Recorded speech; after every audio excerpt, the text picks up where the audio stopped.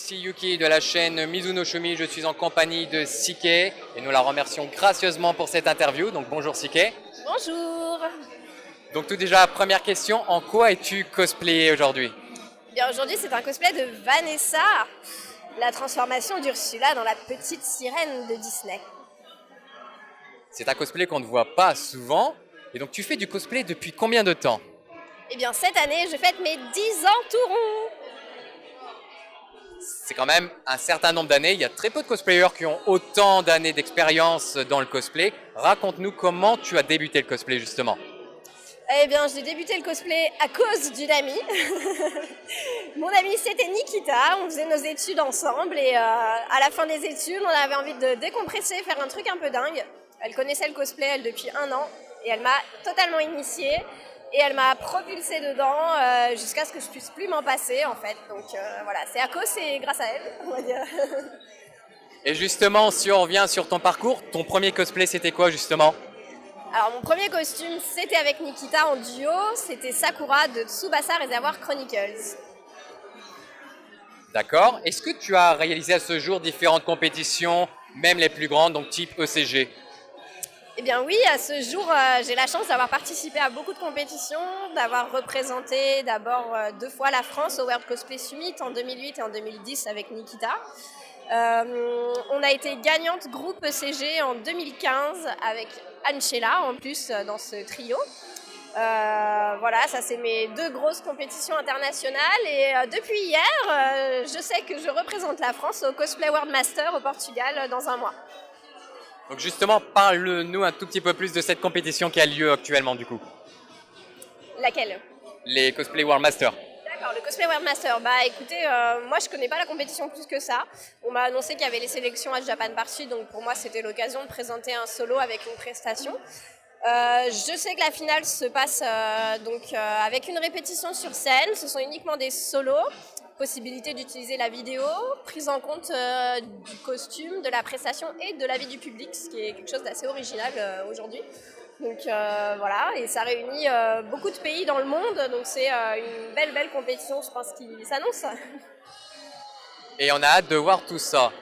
Une question assez pertinente, quelle est pour toi la différence entre le cosplay, si j'ai envie de dire, pour tout le monde et le cosplay de compétition?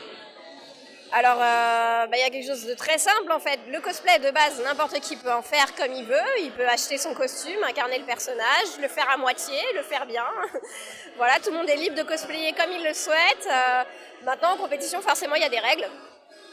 Et une des règles, en tout cas en France, qui fait partie des plus importantes et qui varie en termes de pourcentage suivant les concours, c'est de réaliser soi-même son costume à au moins 50%. Et dans certains concours, on demande du 80, du 90%, voilà. Mais il y a aussi le côté roleplay, je pense, qui différencie aussi toutes ces compétitions du cosplay normal.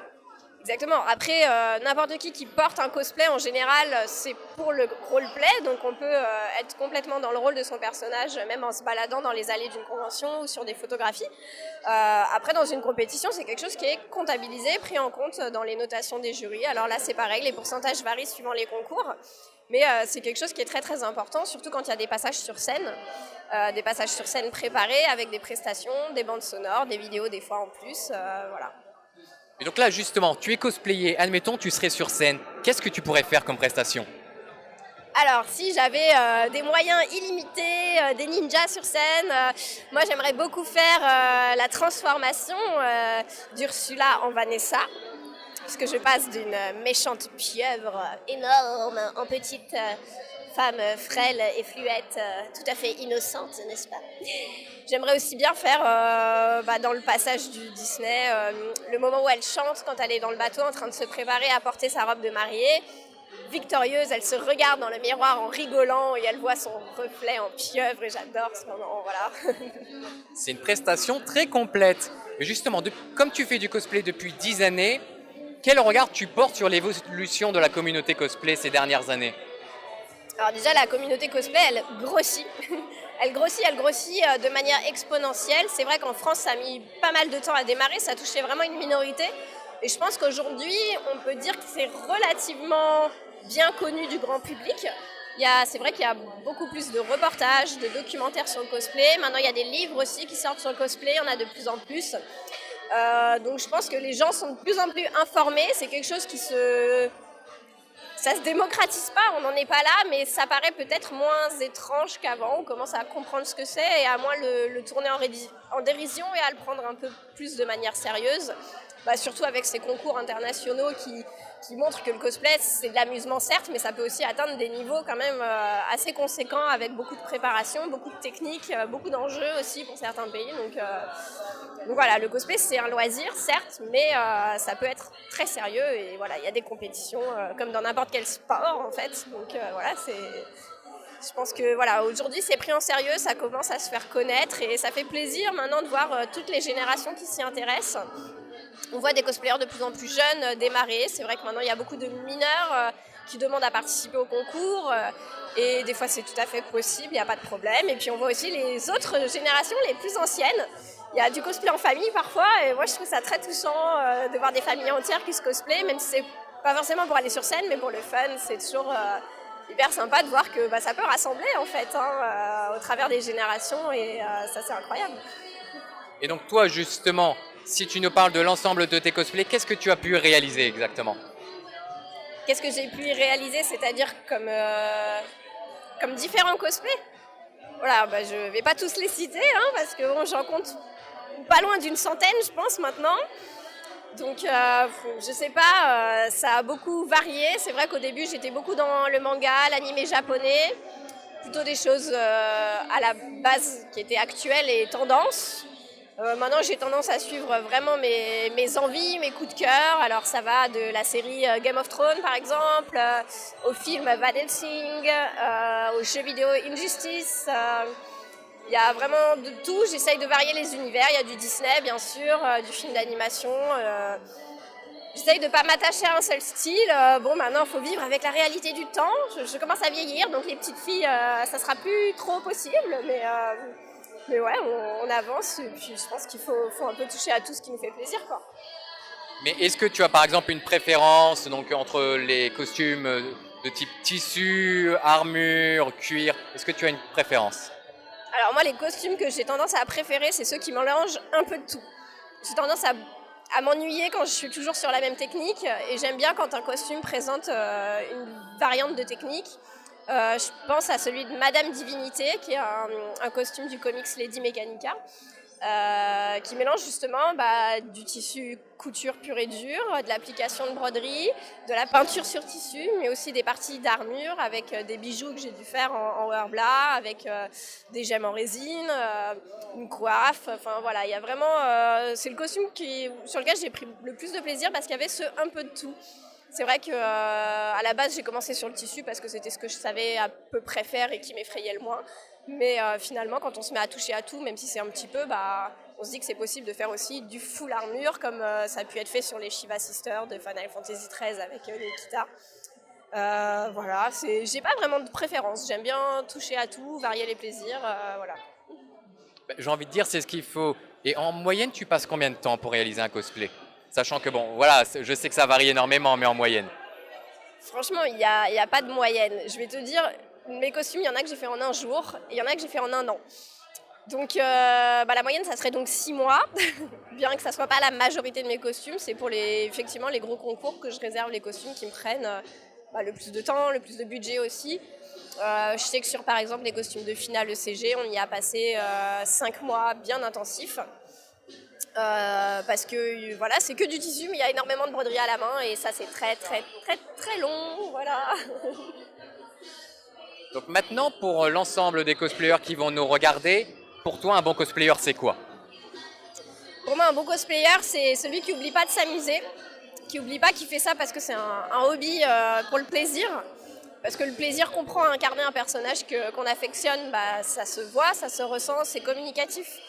Pour moi, ça, c'est un bon cosplayer. Je ne juge pas les cosplayers sur leur passage sur scène uniquement parce que même si c'est un point culminant, y a de très bons cosplayers qu'on ne verra jamais sur scène, qui ne feront jamais de concours parce qu'ils n'en ont pas envie. Et voilà, pour moi, un bon cosplayer, c'est celui qui va pousser le détail, peut-être celui qui va vraiment chiader son costume au point de presque le rendre plus vivant qu'il ne l'est dans son univers fantastique. Voilà. Moi, j'aime bien les cosplayers qu'on confond avec les vrais personnages, voilà, ceux qui s'y donnent à fond, et ceux aussi qui savent s'amuser, vraiment. Voilà, je pense que c'est la clé, voilà, pour un bon cosplay, c'est surtout pas oublier de prendre du plaisir en faisant ce loisir-là. Et si par exemple tu avais un conseil à donner à ceux qui veulent débuter, ceux qui hésitent, qui se disent voilà j'ai peur, qui ont tout un tas de craintes, qu'est-ce que tu veux leur dire? Alors c'est tout à fait normal d'avoir peur déjà, il ne faut pas se dire qu'on n'est pas normal d'avoir peur, on est tous passés par ce stade et ça m'arrive encore, ça quitte jamais en fait l'appréhension du regard de l'autre sur un travail qu'on présente. Je pense que, encore une fois, la notion de plaisir est très importante. Il ne faut pas oublier qu'on le fait pour soi, son costume, avant de le faire pour les autres. Donc on doit se faire plaisir.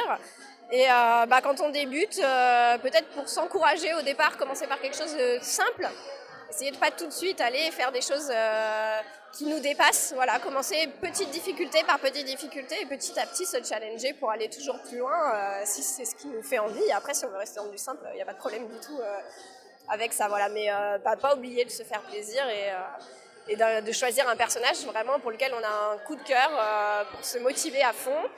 Et pas hésiter aussi à se trouver des copains ou à aller vers d'autres cosplayers qui sont débutants aussi, parce qu'à plusieurs, on se donne vraiment de la force et ça permet de se lancer avec un petit peu moins d'appréhension. Voilà. Et 2 petites dernières questions. Ton prochain cosplay, qu'est-ce que ça sera? Tes réseaux sociaux. Alors, mon prochain cosplay, c'est une bonne question. Je pense que le prochain que je vais porter, que j'ai jamais mis, ça sera ma version de Jasmine. J'ai créé une version de Jasmine façon Bollywood, un peu à ma sauce. Donc ça sera le prochain que je vais porter. Il y aura des petites surprises pour Japan Expo, des nouveautés, des beaux passages sur scène. C'était quoi l'autre question? Les réseaux sociaux. Les réseaux sociaux, voilà. Ma page Facebook, c'est CK Cosplay, tout simplement. Mon Instagram, c'est CK Cosplay, tout simplement. Mon Twitter, c'est CK Cosplay. Waouh, j'ai fait super original.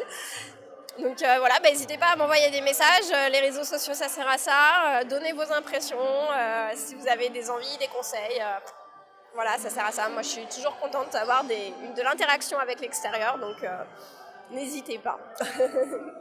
Donc voilà, en tout cas on te remercie pour ta gentillesse et d'avoir accepté cette interview. Donc comme elle l'a dit, n'hésitez pas à consulter sa page et ses réseaux sociaux si vous avez des questions et si vous même des conseils.